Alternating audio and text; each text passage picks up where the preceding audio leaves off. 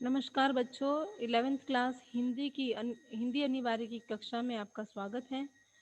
बच्चों, आज मैं आपको हिंदी की किताब आरोह के गद्य खंड का पाठ 8 पढ़ाने जा रही हूँ, जिसका शीर्षक है जामुन का पेड़।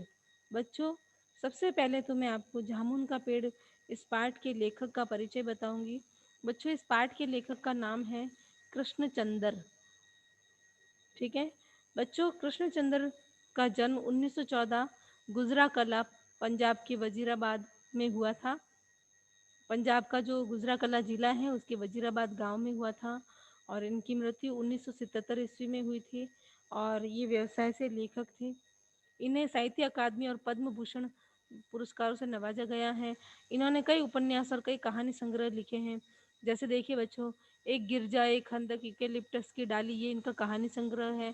शिकस्त शिकस्त, जरगांव की रानी, सड़क वापस जाती है, आसमान रोशन है, एक गधे की आत्मकथा, अन्नदाता, हम वहशी हैं, जब खेत जागे, 52 पत्ते, एक वायलिन, समंदर के किनारे, कागज की नाव, मेरी यादों के किनारे आदि इनके उपन्यास हैं। बच्चों, प्रेमचंद के बाद जिन कहानीकारों ने कहानी विधा को नई ऊंचाइयों तक पहुंचाया, उनमें उर्दू कला कथाकार कृष्णचंद्र का नाम महत्वपूर्ण है। प्रगतिशील लेखक संघ से उनका गहरा संबंध था, जिसका असर उनकी रचनाओं में स्पष्ट रूप से झलकता है। कृष्णचंद्र ऐसे गिने चुने लेखकों में आते हैं जिन्होंने बाद में चलकर लेखन को ही रोजी रोटी का सहारा बनाया। कृष्णचंद्र की प्राथमिक शिक्षा पूंछ में हुई। पूंछ जो जम्मू कश्मीर का हिस्सा है। उच्च शिक्षा के लिए वे सन उच्च शिक्षा के लिए वे सन 1930 में लाहौर आ गए और फॉरेन क्रिश्चियन कॉलेज में प्रवेश लिया। 1934 में पंजाब विश्वविद्यालय से उन्होंने अंग्रेजी में एमए किया। बाद में उनका जुड़ाव फिल्म जगत से हो गया और अंतिम समय तक वे मुंबई में ही रहे। यूँ तो कृष्णचंद्र ने उपन्यास, नाटक, रिपोर्टाज और लेख भी बहुत लिखे हैं। उनकी लेकिन उनकी पहचान कहानीकार के रूप में अधिक हुई है। महालक्ष्मी का पुल, आईने के सामने आदि उनकी मशहूर कहानियां हैं। उनकी लोकप्रियता इस कारण भी है कि वे काव्यात्मक, रोमानियत और शैली की विविधता के कारण अलग मुकाम बनाते हैं। बच्चों, कृष्णचंद्र उर्दू कथा साहित्य में अनूठी रचनाशीलता के लिए बहुचर्चित रहे हैं। वे प्रगतिशील और यथार्थवादी नजरिए से लिखे जाने वाले साहित्य के पक्षधर थे। बच्चों, आज जो हम पाठ पढ़ने जा रहे हैं, जामुन का पेड़, उस पाठ का परिचय मैं आपको बताती हूँ। जामुन का पेड़ कृष्णचंद्र की एक प्रसिद्ध हास्य व्यंग्य कथा है। हास्य व्यंग्य के लिए चीजों को अनुपात से ज्यादा फैला फूला कर दिखलाने की परिपाटी पुरानी है और ये कहानी भी उसका अनुपालन करती है। इसलिए यहाँ घटनाएं अतिशयोक्तिपूर्ण और अविश्वसनीय जान पड़े तो कोई हैरत नहीं। विश्वसनीयता ऐसी रचनाओं के मूल्यांकन की कसौटी नहीं हो सकती। प्रस्तुत पाठ में हंसते हंसते ही हमारे भीतर इस बात की समझ पैदा होती है कि कार्यालयी तौर तरीकों में पाया जाने वाला विस्तार कितना निरर्थक और पदानुक्रम कितना हास्यास्पद है। बात यही तक नहीं रहती, इस व्यवस्था के संवेदन शून्य एवं अमानवीय होने का पक्ष भी हमारे सामने आता है। तो आइए बच्चों, आज हम पाठ पढ़ने जा रहे हैं जामुन का पेड़ कृष्णचंद्र की प्रसिद्ध हास्य व्यंग्य कथा है। इस कथा में हम व्यंग्य के साथ साथ करुणा की करुणा जो कारुणिक होकर रोती है, उसको भी हम जानेंगे। तो आइए, जामुन का पेड़। रात को बड़े जोर का झक्कड़ चला। झक्कड़ यानी आंधी। सेक्रेटरिएट के लॉन में जामुन का एक पेड़ गिर पड़ा। सेक्रेटरिएट यानी सचिवालय। सचिवालय जो होता है उसके लॉन लॉन यानी जो मैदान होता है, बगीचा होता है बाहर घास का, वहां जामुन का एक पेड़ गिर गया। जो तूफान आया, आंधी आई तो उसमें जामुन का पेड़ गिर गया। सवेरे को जब माली ने देखा तो उसे पता चला कि पेड़ के नीचे एक आदमी दबा पड़ा है। तो माली दौड़ा दौड़ा चपरासी के पास गया। चपरासी दौड़ा दौड़ा क्लर्क के पास गया। क्लर्क दौड़ा दौड़ा सुपरिटेंडेंट के पास गया। सुपरिटेंडेंट यानी जो अधीक्षक होता है, जो वहाँ निगरानी रखने वाला होता है, जो पर्यवेक्षक होता है, उसके पास गया। सुपरिटेंडेंट दौड़ा दौड़ा बाहर लॉन में आया। मिनटों में गिरे हुए पेड़ के नीचे दबे आदमी के चारों ओर भीड़ इकट्ठी हो गई। इस प्रकार बेचारा जामुन का पेड़ कितना फलदार था, एक क्लर्क बोला। तो जब भीड़ इकट्ठी हुई तो एक क्लर्क ने कहा कि बेचारा जामुन का पेड़ कितना फलदार था और इसकी जो जामुने हैं वो कितनी रसीली होती थी। दूसरे क्लर्क ने कहा, याद करते हुए, मैं फलों के मौसम में झोली भरकर ले जाता था, मेरे बच्चे इसकी जामुने कितनी खुशी से खाते थे। तीसरा क्लर्क रुआसा यानी रोनी आवाज में होकर बोला, रोनी सूरत में होकर बोला, लोगों को जामुन की पड़ी है, जो उसके नीचे दबा हुआ आदमी है उसके बारे में लोगों को ख्याल ही नहीं आ रहा है। मगर यह आदमी, माली को उसका ख़्याल आया उस आदमी का, दबे हुए आदमी का, मगर यह आदमी, माली ने दबे हुए आदमी की तरफ इशारा किया। हाँ, यह आदमी सुपरिटेंडेंट सोच में पड़ गया, जो अधीक्षक था वो सोच में पड़ गया। पता नहीं जिंदा है कि मर गया, एक चपरासी ने पूछा। मर गया होगा, इतना भारी पेड़ जिसकी पीठ पर गिरे वह बच कैसे सकता है, दूसरा चपरासी बोला। तो पेड़ के नीचे पड़ा हुआ आदमी बड़ी कठिनता से कराहते हुए बोला, नहीं मैं जिंदा हूँ। और दूसरा जो क्लर्क था वो ताज्जुब से यानी आश्चर्यचकित होकर बोला, जिंदा है? मतलब कि इतना बड़ा पेड़ गिर गया फिर भी वो जिंदा है? तो माली ने सुझाव दिया कि पेड़ को हटाकर इसे जल्दी से निकाल लेना चाहिए। तो एक चुस्त और कामचोर और मोटा, चुस्त यानी सॉरी, एक सुस्त, सुस्त यानी आलसी, कामचोर और मोटा चपरासी बोला कि पेड़ का तना बहुत भारी मालूम होता है और वजनी है, ये मुश्किल मालूम है। इस तरह से, मुश्किल क्या है, क्या मुश्किल है, माली ने बोला। इसमें क्या मुश्किल है, अगर सुपरिटेंडेंट साहब हुक्म दे तो अभी 15-20 माली, चपरासी और क्लर्क लगाकर पेड़ के नीचे से दबे हुए आदमी को निकाला जा सकता है। ये बात यहीं पर ख़त्म हो सकती थी। ये कहानी भी यहाँ विराम ले सकती थी। लेकिन देखिए बच्चों, कार्यालयी जो कार्य होते हैं, वो इतने लंबे-चौड़े होते हैं कि फाइलों में उलझ कर रह जाते हैं और अंत में आदमी उन कार्यालयों के चक्कर काटते-काटते मर जाता है, उसकी उम्र भी पूरी हो जाती है और उसकी जो अंदर की जो आशाएँ होती हैं, उस बात को लेकर वो आशाएँ भी उस ख़त्म हो जाती हैं। तो यही इस कहानी में भी होता है। यदि सुपरिटेंडेंट साहब का हुक्म मानकर सभी चपरासी, क्लर्क और माली ने उस पेड़ को हटाया होता और उसने भी कहा होता, सुपरिटेंडेंट ने भी हुक्म दिया होता, तो शायद हो सकता था कि पेड़ के नीचे से आदमी निकल सकता, लेकिन ऐसा नहीं हुआ। ठीक माली कहता है कि ठीक है। बहुत से क्लर्क एक साथ बोल पड़े, लगाओ जोर, हम तैयार हैं। तो सभी लोग एक साथ बोले कि हाँ, हम जोर लगाने के लिए तैयार हैं, चलो तैयार है। एक साथ बहुत से लोग पेड़ को उठाने को तैयार हो गए। तो जैसे ही सभी क्लर्क, चपरासी और आसपास जो भीड़ इकट्ठी हुई थी वो सभी पेड़ को उठाने के लिए तैयार हुए, तो सुपरिटेंडेंट बोला, ठहरो, मैं अंडर अंडर सेक्रेटरी से पूछ लेता हूँ। अंडर सेक्रेटरी यानी अधीन सचिव जो होता है, उससे मैं पूछ लेता हूँ। अब बात यहाँ से बढ़ना शुरू हो जाती है। यदि बात यहीं तक होती कि उठाने को तैयार है और सभी तैयार हो जाते और उठा भी देते, सुपरिटेंडेंट भी हाँ बोल देता और बीच में रुकने को नहीं कहता, तो शायद वो आदमी बाहर निकल जाता, लेकिन ऐसा नहीं हुआ। सुपरिटेंडेंट अंडर सेक्रेटरी के पास गए, अंडर सेक्रेटरी यानी अधीन सचिव। अंडर सेक्रेटरी डिप्टी सेक्रेटरी के पास गए, डिप्टी सेक्रेटरी यानी उप सचिव जो होता है उसके पास गया। डिप्टी सेक्रेटरी जो था वो जॉइंट सेक्रेटरी के पास गया, जॉइंट सेक्रेटरी यानी जो संयुक्त सचिव होता है उसके पास गया, joint joint secretary chief secretary के पास गया, चीफ सेक्रेटरी यानी जो मुख्य सचिव होता है उसके पास गया। चीफ सेक्रेटरी मिनिस्टर के पास गया, मिनिस्टर ने चीफ सेक्रेटरी से कुछ कहा, चीफ सेक्रेटरी ने जॉइंट सेक्रेटरी से कहा, जॉइंट सेक्रेटरी ने डिप्टी सेक्रेटरी से कहा और डिप्टी सेक्रेटरी ने अंडर सेक्रेटरी से कहा। फाइल चलती रही, इसी में आधा दिन बीत गया। इस तरह से फाइल आगे से आगे चलती गई और आधा दिन इसी में बीत गया। दोपहर के खाने पर दबे हुए आदमी के चारों ओर बहुत भीड़ हो गई थी।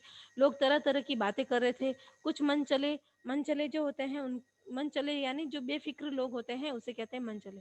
कुछ मन चले क्लर्कों ने समस्या को खुद ही सुलझाना चाहा। वे हुकूमत के फैसले का इंतजार किए बिना पेड़ को अपने आप हटा देने का निश्चय कर रहे थे कि इतने में सुपरिटेंडेंट फाइल लिए भागा भागा आया। बोला, हम लोग खुद इस पेड़ को नहीं हटा सकते। हम लोग व्यापार विभाग से संबंधित है और ये पेड़ की समस्या है जो कृषि विभाग के अधीन है। मैं इस फाइल को अर्जेंट यानी तुरंत यानी आवश्यक मार्क करके भेज देता हूँ, कृषि विभाग में भेज रहा हूँ। तो उसने कहा कि मैं अर्जेंट करके इस फाइल को कृषि विभाग में भेज रहा हूँ, वहां से उत्तर आते ही इस पेड़ को हटवा दिया जाएगा। दूसरे दिन कृषि विभाग से उत्तर आया कि पेड़ व्यापार विभाग के लॉन में गिरा है, इसलिए इस पेड़ को हटवाने या न हटवाने की जिम्मेदारी व्यापार विभाग पर ही गिरती है। तो दूसरे दिन कृषि विभाग से आदेश आया कि पेड़ व्यापार विभाग के लॉन में गिरा है, व्यापार विभाग के बगीचे में जो बड़ा मैदान है, लॉन, उसमें गिरा है, तो जिम्मेदारी भी व्यापार विभाग पर ही पड़ती है। तो ये उत्तर पढ़कर व्यापार विभाग को गुस्सा आ गया। उन्होंने फौरन लिखा कि पेड़ को हटवाने या न हटवाने की जिम्मेदारी कृषि विभाग पर लागू होती है, व्यापार विभाग का इससे कोई संबंध नहीं। तो आपस में इस तरह से बात होने लगी। दूसरे दिन फिर तीसरा दिन हो गया, वापस दूसरे दिन भी फाइल चलती रही। शाम को जवाब आ गया कि हम इस मामले को हार्टिकल्चर डिपार्टमेंट यानी उद्यान जो कृषि होती है, उद्यान विभाग जो होता है, उसके हवाले कर रहे हैं, क्योंकि यह एक फलदार पेड़ का मामला है। और एग्रीकल्चर डिपार्टमेंट वो होता है जहाँ पर अनाज, खेती बाड़ी के मामले सुलझाए जाते हैं। तो अनाज और खेती बाड़ी के मामलों में फैसला करने का हकदार है। जामुन का पेड़ जो कि एक फलदार पेड़ है, इसलिए ये पेड़ हॉर्टिकल्चर डिपार्टमेंट के अंदर आता है। अब इस तरह से आपस में कहासुनी होने लग गई, फाइलों के माध्यम से ही आपस में सब कहासुनी होने लगी। रात को माली ने दबे हुए आदमी को दाल भात खिलाया, जबकि उसके चारों तरफ पुलिस का पहरा था। कहीं लोग कानून को अपने हाथ में लेकर पेड़ को खुद खुद हटवाने की कोशिश न करें, मगर एक पुलिस कांस्टेबल को दया आ गई और उसने माली को दबे हुए आदमी को खाना खिलाने की इजाजत दे दी। माली ने दबे हुए आदमी से कहा, तुम्हारी फाइल चल रही है, उम्मीद है कल तक फैसला हो जाए। दबा आदमी कुछ नहीं बोला। माली ने पेड़ के तने को ध्यान से देखकर कहा, अच्छा हुआ कि तना तुम्हारे कुल्हे पर गिरा, अगर कमर पर गिरता तो रीढ़ की हड्डी टूट सकती थी। कुल्हा यानी जो हमारे बैठने की जगह होती है, जो सीट होती है, उसे कहते हैं कुल्हा। तो उसने कहा कि अच्छा हुआ कि कुल्हे पर गिरा, कमर पर गिरता तो शायद रीढ़ की हड्डी भी टूट जाती। दबा हुआ आदमी फिर भी कुछ नहीं बोला। आदमी ने फिर कहा, तुम्हारा यहाँ कोई वारिस है? वारिस यानी कोई अपना? मुझे उसका अता पता बताओ, मैं उन्हें खबर देने की कोशिश करूंगा। तो उसने कहा, नहीं मैं लावारिस हूँ। लावारिस उसे कहते हैं जिसका कोई नहीं होता है। दबे हुए आदमी ने बड़ी ही मुश्किल से जवाब दिया। माली खेद प्रकट करता हुआ वहां से हट गया। तीसरे दिन हॉर्टिकल्चर डिपार्टमेंट से जवाब आ गया। बड़ा कड़ा जवाब था और व्यंग्यपूर्ण था। हॉर्टिकल्चर डिपार्टमेंट का सेक्रेटरी साहित्य प्रेमी आदमी जान पड़ता था। उसने लिखा था, आश्चर्य है इस समय जब हम पेड़ लगाओ स्कीम ऊंचे स्तर पर चला रहे हैं, हमारे देश में ऐसे सरकारी अफसर मौजूद हैं जो पेड़ों को काटने का सुझाव देते हैं, और वह भी एक फलदार पेड़ को, और वह भी जामुन के पेड़ को जिसके फल जनता बड़े चाव से खाती है। हमारा विभाग किसी हालत में इस फलदार वृक्ष को काटने की इजाजत नहीं देता। अब हार्टिकल्चर डिपार्टमेंट से जो जवाब आया था, वो जवाब देने वाला आदमी साहित्य प्रेमी था, तो उसने इस तरह का जवाब लिखकर भेजा। अब क्या किया जाए, इस पर एक मनचले क्लर्क ने कहा कि अब इस पर क्या किया जाए। अगर पेड़ काटा नहीं जा सकता तो इस आदमी को ही काट कर निकाल दिया जाए। देखो बच्चों, कितनी कितनी संवेदनशील, कितनी करुणामय बात है कि आदमी, जो मन चला व्यक्ति, जो बिल्कुल बेफिक्र है, उसको उस आदमी की नहीं पड़ी, उसको उस पेड़ की पड़ी है। पेड़ को नहीं काट सकते तो हम आदमी को काट कर निकालें। कितनी गलत बात यहाँ पर उसने कह दी, लेकिन फिर भी जमाना जो है उसकी इस बात को गलत नहीं ठहराता है। ठीक है ना? यह देखिए, उस आदमी ने इशारे से बताया, अगर इस आदमी को ठीक बीच में से यानी धड़ से काटा जाए तो आधा आदमी इधर से निकल जाएगा, आधा आदमी उधर से बाहर आ जाएगा, और पेड़ वही का वही रह जाएगा। यानी ये नहीं सोच रहे हैं कि एक पेड़, अगर एक इंसान की जान को बचाना है तो हम पेड़ को उस जगह से हटा सकते हैं। थोड़ा सा ही हटाना था उसको, वहां से बाहर भी कहीं उठाकर नहीं फेंकना था, उसको काटना भी नहीं था, थोड़ा सा पेड़ को हटाना था, आदमी शायद बाहर निकल जाता। लेकिन वो ये ना सोचकर उस आदमी को काटने की बात कर रहे हैं, और ऐसी बात कर रहे हैं कि उसको काटने पर वो आदमी मर सकता है, क्योंकि दो टुकड़े करने पर तो आदमी मरेगा ही, मगर इस तरह मैं मर जाऊंगा। दबा हुआ आदमी बेचारा आपत्ति प्रकट करते हुए बोलता है कि इस तरह से तो मैं मर जाऊंगा। तो एक क्लर्क ने कहा, हाँ ये भी ठीक है, तुमने ये भी ठीक कहा, तो ये बात तो सही है ना, जब उसको काटा जाएगा तो वो मरेगा आदमी। आदमी को काटने वाली युक्ति प्रस्तुत करने वाले ने भरपूर विरोध किया। जब आदमी को काटने की युक्ति प्रस्तुत की गई तो उस बात का भी भरपूर विरोध किया गया। आप जानते नहीं हैं आजकल प्लास्टिक सर्जरी कितनी उन्नति कर चुकी है। मैं तो समझता हूँ अगर इस आदमी को बीच में से काट कर निकाल लिया जाए तो प्लास्टिक सर्जरी से धड़ के स्थान से इस आदमी को फिर से जोड़ा जा सकता है। जिस आदमी ने ये तर्क दिया था कि आदमी को काट दिया जाए, उसने बहुत विरोध किया कि ऐसे कैसे मर जाएगा आदमी। आजकल प्लास्टिक सर्जरी बहुत तरक्की कर चुकी है, प्लास्टिक सर्जरी से उसके धड़ को वापस जोड़ा जा सकता है। इस तरह से उसने जवाब दिया। इस बार फाइल को मेडिकल डिपार्टमेंट में भेज दिया गया। मेडिकल डिपार्टमेंट ने फौरन एक्शन लिया, और जिस दिन फाइल उनके विभाग पहुंची उसके दूसरे दिन ही उन्होंने विभाग का सबसे योग्य प्लास्टिक सर्जन छानबीन के लिए भेज दिया। सर्जन ने दबे हुए आदमी को अच्छी तरह से टटोल कर उसका स्वास्थ्य देखकर खून का दबाव देखा। खून का दबाव यानी बीपी चेक किया, नाड़ी की गति को परखा, उसकी पल्स को चेक किया, दिल और फेफड़ों की जांच करके रिपोर्ट भेज दी कि इस आदमी का प्लास्टिक ऑपरेशन तो हो सकता है, और ऑपरेशन सफल भी हो सकता है, मगर आदमी मर जाएगा। उसने सब कुछ चेक कर दिया, सारी चिकित्सा विभाग की जो सारी जांच होती है उस आदमी की जांच हो गई थी स्वास्थ्य की। अब उसने कहा ऑपरेशन हो भी सकता है, सफल भी होगा, लेकिन आदमी मर जाएगा, इसलिए ये फैसला भी रद्द किया गया। रात को माली ने दबे हुए आदमी के मुंह में खिचड़ी डालते हुए उसे बताया कि अब मामला ऊपर चला गया। सुना है कि कल सेक्रेटेरिएट के सामने के सारे सेक्रेटरियों की मीटिंग होगी, उसमें तुम्हारा केस रखा जाएगा, उम्मीद है सब काम ठीक हो जाएगा। दबा हुआ आदमी एक आह भर कर धीरे से बोला, ये तो माना कि तगालुफ न करोगे, लेकिन खाक हो जाएंगे हम तुमको खबर होने तक। उसने कहा कि ये तो मालूम है कि तुम लोग ऐसी कोई कोशिश नहीं करोगे, ठीक है ना, और जब तक खबर आएगी मुझे यहाँ से बचाने की, तब तक शायद मैं खाक हो जाऊंगा, यानी मैं मर भी सकता हूँ। माली ने अचंभे से मुंह में उंगली दबा ली और चकित भाव से बोला, क्या तुम शायर हो? तो दबे हुए आदमी ने धीरे से सिर हिला दिया कि हाँ, मैं शायर हूँ। दूसरे दिन माली ने चपरासी को बताया। चपरासी ने क्लर्क ने हेड क्लर्क को। थोड़ी ही देर में सेक्रेटरिएट में ये अफवाह फैल गई कि दबा हुआ आदमी शायर है। बस फिर क्या था, लोगों का झुंड शायर को देखने के लिए उमड़ पड़ा। इसकी चर्चा पूरे शहर में फैल गई और शाम तक गली गली से शायर जमा होने शुरू हो गए।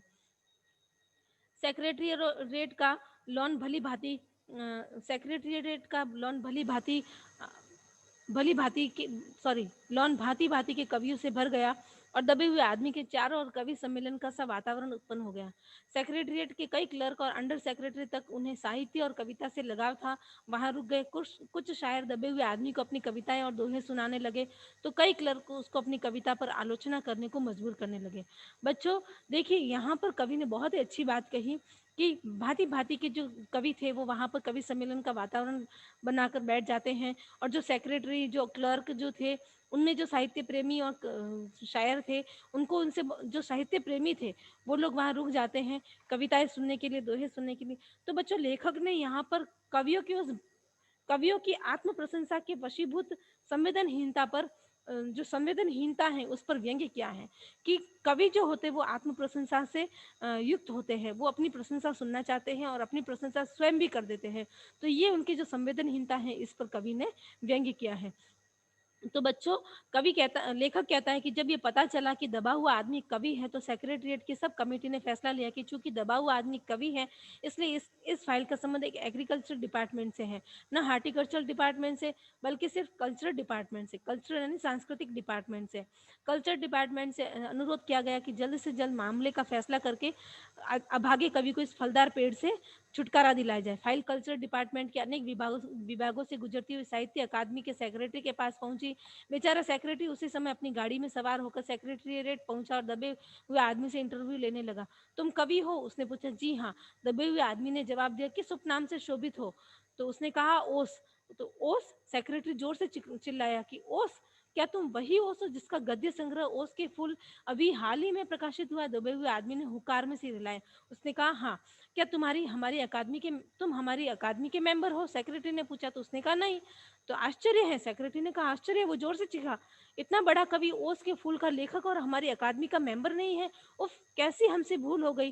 कितना बड़ा कवि और कैसी अंधेरी गुमनामी में दबा पड़ा है। इस तरह से सेक्रेटरी को आश्चर्य हुआ।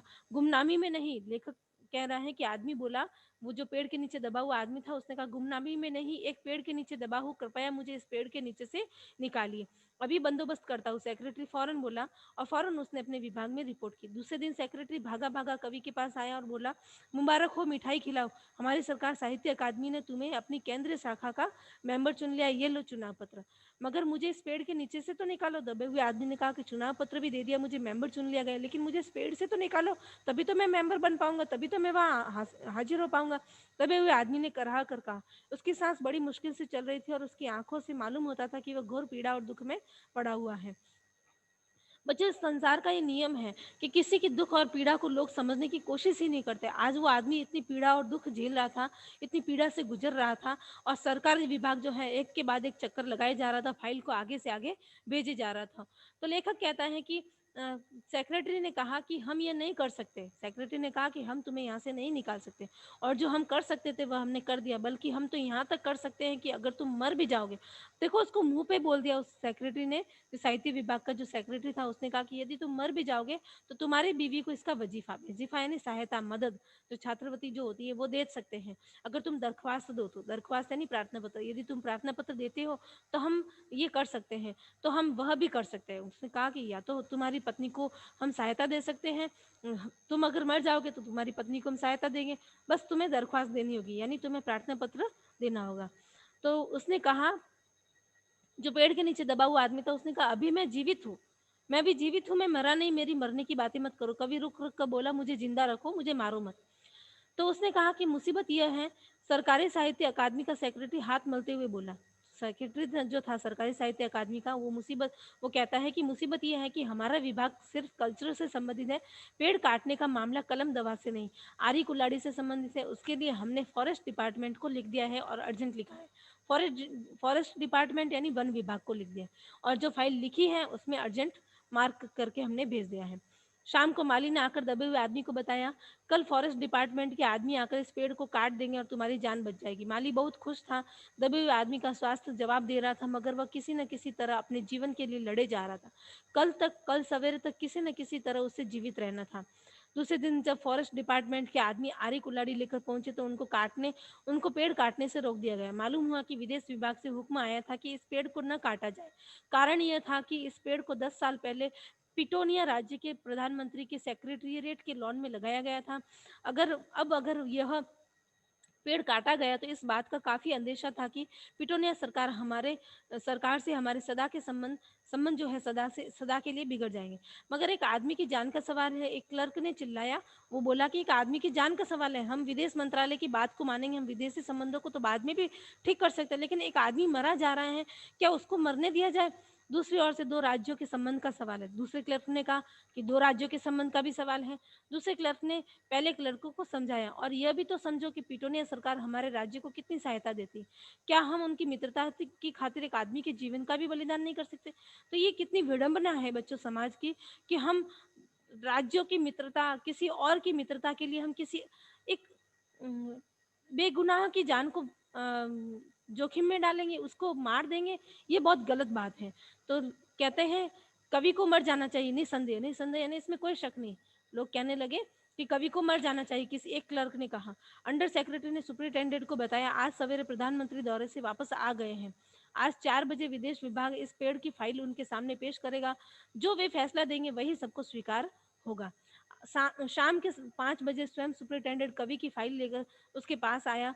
सुनते हो, आते ही वह खुशी से फाइल को हिलाते हुए चिल्लाया, प्रधानमंत्री ने इस पेड़ को काटने का हुक्म दिया और इस घटना की सारी अंतर्राष्ट्रीय जिम्मेदारी अपने सिर पर ले ली है। कल ये पेड़ काट दिया जाएगा और तुम्हें इस संकट से छुटकारा मिल जाएगा। तुम इस संकट से छुटकारा हासिल कर लोगे। सुनते हो, आज तुम्हारी फाइल पूर्ण हो गई। देखिए बच्चों, लेखक कहता है कि उस चपरासी ने आकर उसे कहा कि आज तुम्हारी फाइल पूर्ण हो गई, यानी कि जो फाइल पूर्ण हो गई, इसमें बहुत ही बड़ा व्यंग्य निहित है। लेखक ने इस बात में बहुत ही बड़ा व्यंग्य निहित किया है। जो ये शब्द जो कहा, ये जो वाक्य कहा गया है कि आज तुम्हारी फाइल पूर्ण हो गई, इसमें बच्चों ये है कि ऐसा व्यंग्य निहित है कि छोटा सा परंतु अति महत्वपूर्ण संवेदनामय काम भी सरकारी कार्यों में लंबे से लंबे समय तक चलता रहता है, लटकाया जाता है बच्चों। और सरकारी कार्यों की जो कार्य प्रणाली है उसमें उलझते उलझते व्यक्ति के प्राण भी सूख जाते हैं, कई बार उसका जीवन दांव पर लग जाता है। तब जाकर मुश्किल से उसकी फाइल पर कोई आदेश होता है बच्चों, ठीक है ना। तो सरकारी कार्यालय में तो देखिए बच्चों, सरकारी कार्यालय में लाल फीताशाही, दायित्वहीनता और एवं टरकाऊ प्रवृत्ति रहती है, और जिससे मानवीय संवेदनाएं मर जाती हैं। तो जब वो चपरासी बोल रहा था, मगर कवि का हाथ ठंडा था। आंखों की पुतलियां निर्जीव और चींटियों की एक लंबी पांत पांत यानी पंक्ति, कतार जो होती है, लाइन, उसके मुंह में जा रही थी। उसके जीवन की फाइल भी पूर्ण हो चुकी थी। बच्चों, कहानी का अंत बहुत ही मार्मिक है, जो दिल को छू जाता है कि वास्तव में सरकारी कार्यालयों में जो फाइलें दी जाती है, वो फाइल लंबे से लंबे समय तक लटकाई जाती हैं, जिसमें लाल फीताशाही, उनमें टरकाऊ प्रवृत्ति होती है। इससे इंसान की जो मानवीय संवेदनाएं होती है वो मर जाती हैं। और अंत में ऐसा ही हुआ, जामुन के पेड़ के नीचे दबा हुआ जो आदमी था, जो एक कवि था, वो उसके नीचे दब जाता है। चपरासी उसको वो खुशखबरी सुनाता है कि तुम्हारी फाइल पूर्ण हो चुकी, तुम्हें यहाँ से निकाल दिया जाएगा। तो उस समय कवि का हाथ ठंडा था, आंखों की पुतलियां निर्जीव हो चुकी थी, आंखें उसकी खुली थी, और मुंह में चींटियों की एक कतार, लंबी सी कतार लगी हुई थी, यानी वो आदमी मर चुका था और वो सड़ने भी लग गया था। बच्चों बच्चों इस कहानी में हास्य के साथ साथ करुणा का भी, सबसे पहले तो देखिए बच्चों, ये जो कहानी है इसमें ये बताया गया है कि जामुन के पेड़ के नीचे दबे हुए व्यक्ति की जो बचाने की जो चिंता है वो उतनी नहीं है जितनी फाइल की खाना पूर्ति करनी जरूरी हो गई। मतलब सरकारी विभागों में किसी इंसान को बचाने की बात इतनी जरूरी नहीं जितनी फाइल की जो खाना पूर्ति होती है उसको जरूरी दिखाया गया है। एक फाइल को पूरा करने के लिए ऐसा तरीका अपनाया जाता है, लेखक बताता है कि एक फाइल को पूरा करने के लिए ऐसा तरीका अपनाया जाता है जिसमें निरर्थक विस्तार रहता है। निरर्थक विस्तार ही था, एक के बाद एक विभाग को फाइल भेजी गई बच्चों। तो ये बहुत गलत बात है कि इस तरह से सरकारी विभाग को नहीं करना चाहिए। किसी की भावनाओं को समझना चाहिए कि एक आदमी मर रहा है तो उसे मरने से किस तरह से बचाया जाए। हाँ, पेड़ को नहीं काटना है, हम नहीं काटते। पेड़ को बहुत सारे लोग मिलकर थोड़ा खिसका भी दिया होता, थोड़ा साइड में भी कर दिया होता, तो शायद आदमी निकल जाता बाहर और उसके प्राण बच जाते।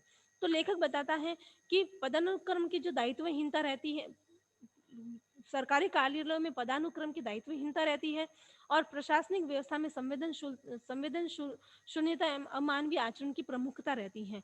इस हास्य व्यंग्य कथा में व्यंग्य रूप से सरकारी कार्यालय की इसी लचीली और टरकाऊ प्रवृत्ति पर व्यंग्य किया गया तथा कार्यालय की जो कार्यशैली की निरर्थकता है उस पर भी बहुत ही बड़ा आक्षेप किया गया। तो बच्चों, ये जो कहानी है हास्य के साथ साथ करुणा का भी मिश्रित अंतर, इस कहानी में हास्य के साथ साथ करुणा की मिश्रित अंतरधारा भी प्रवाहित होती है। जामुन के पेड़ का आंधी में गिर जाना, उसके नीचे आदमी का दब जाना निश्चित ही करुणापूरित दृश्य है। वास्तव में जब हम ये कहानी पढ़ते हैं तो हमारे अंदर भी करुणा का भाव जागने लगता है।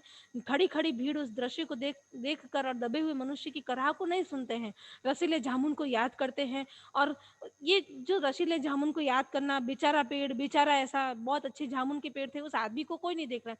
तो ये बात बहुत ही हास्यप्रद स्थिति को व्यक्त करती है और एक हमारे मन में एक गहरा भाव जगाती है कि किस तरह से ये लोग इस बात पर ध्यान नहीं दे रहे कि वो आदमी मरा जा रहा है। उसकी उनकी जो लोगों की जो ऐसी मनस्थिति है उसको सोचकर ऐसा लगता है कि मानो जो करुणा है वो करुणित होकर स्वयं रोने को विवश हो जाती है। पर स्वार्थी लोग इससे बेखबर हैं। वास्तव में स्वार्थी लोग इस बात से बेखबर है कि एक व्यक्ति मरा जा रहा है और हम क्या कर रहे हैं। मनचले के द्वारा जो एक बेफिक्र आदमी था, क्लर्क था, उसके द्वारा ये कहना कि दबे हुए आदमी को बाहर निकाल लेना चाहिए, ये बहुत ही कारुणिक दृश्य है और हास्यमय प्रसंग भी है।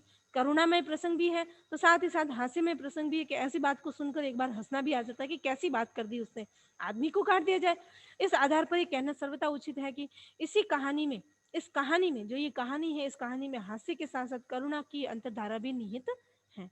तो बच्चों, ये कहानी इधर ही समाप्त होती है। धन्यवाद।